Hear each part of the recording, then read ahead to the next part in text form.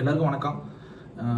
நேற்று நைட்டு நடந்த நம்ம நாட்டே இந்தியாவே உலுக்கிட்டு இருக்கக்கூடிய அந்த ரயில்வே ஸ்டேஷனில், டெல்லி ரயில்வே ஸ்டேஷனில் நடந்த அந்த 18 பேர் இறப்பு ரொம்ப வேதனையாக இருக்குது நம்ம எல்லாருக்குமே. இது யார் மேலே தப்புன்னு எனக்கு ஒன்றும் புரியல.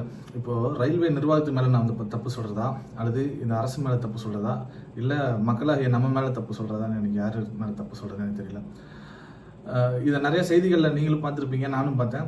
இதை விசாரிக்கும் பொழுது பார்த்தீங்கன்னா, ரயில்வே ஸ்டேஷனில் ஆல்ரெடி 2 ட்ரெயின் வந்து வராமல் போனதுனால இந்த கூட்டம் வந்து இவ்வளோ ஹெவியாக இருக்குது அப்படின்னு சொல்கிறாங்க.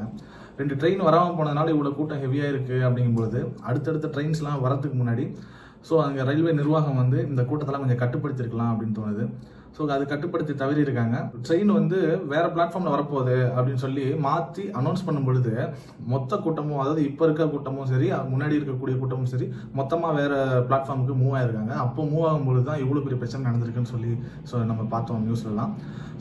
ரொம்ப கஷ்டமாக இருக்குது கேட்கும் பொழுது. 5 குழந்தைங்க உட்பட 18 பேர் இறந்துருக்காங்க. ஆல்ரெடி இதே மகா கும்பமேளாவுக்கு போன அதே பக்தர்கள் தான் பார்த்தீங்கன்னா 30 பேர் வந்து இறந்து போயிருக்காங்க. 60 பேருக்கு மேலே ஹாஸ்பிட்டலில் இருந்திருக்காங்க.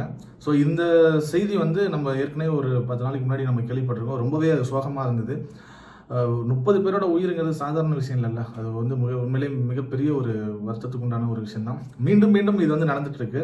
அதுவும் பார்த்தீங்கன்னா ரயில்வே ஸ்டேஷனில் இன்னும் கும்பமேளா போயே சேரல. அங்கே போய் சேர்றதுக்கு முன்னாடி ரயில்வே ஸ்டேஷன்லேயே இவ்வளோ பிரச்சனை நடக்குது அப்படின்னா, இன்னும் அங்கெல்லாம் போயிருந்தா அங்கே இந்த கூட்டத்தெல்லாம் தாக்கு பிடிக்க முடியாமல் மீண்டும் மீண்டும் இது மாதிரி நடந்திருக்கும். இது யார் மேலே நம்ம தப்பு சொல்கிறதுன்னு தெரியல.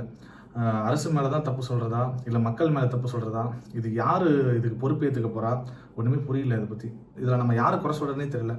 மக்களை வந்து நம்ம எப்போதுமே ஜாக்கிரதையாக இருங்க, உயிர் முக்கியம் அப்படின்னு சொல்லி நம்ம என்ன தான் சொன்னாலும், அவங்க இந்த மாதிரி கூட்ட நெரிசலுக்கான இடத்துல வயசானவங்க, குழந்தைங்களை கூப்பிட்டு போகிறது, இதை வந்து ஒரு முறை கூட அவங்க மாற்றிக்கிறதே இல்லை. அவங்களுக்கும் இதை பற்றின கொஞ்சம் கூட ஒரு அக்கறை இல்லை.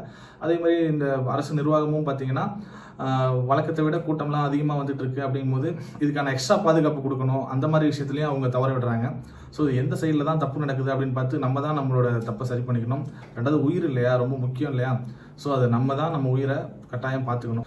இனி வருங்காலங்களையாவது இது நடக்காமல் ரொம்ப ஜாக்கிரதையாக, நம்ம உயிர் நமக்கு முக்கியம், நம்ம உயிரோடு இருந்தால் தான் எல்லா விஷயத்தையும் நம்ம பார்க்க முடியும், சாதிக்க முடியும், சமாளிக்க முடியும் அப்படின்றது நம்ம ஒவ்வொருத்தருக்குமே இது தோணணும்.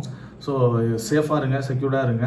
இனிமேல் இந்த மாதிரி ரொம்ப கூட்டமாக இருக்க இடத்த எவ்வளோ முக்கியமான ஃபங்க்ஷனாக இருந்தாலுமே தவிர்த்துருங்க. மீண்டும் நம்ம சந்திப்போம்.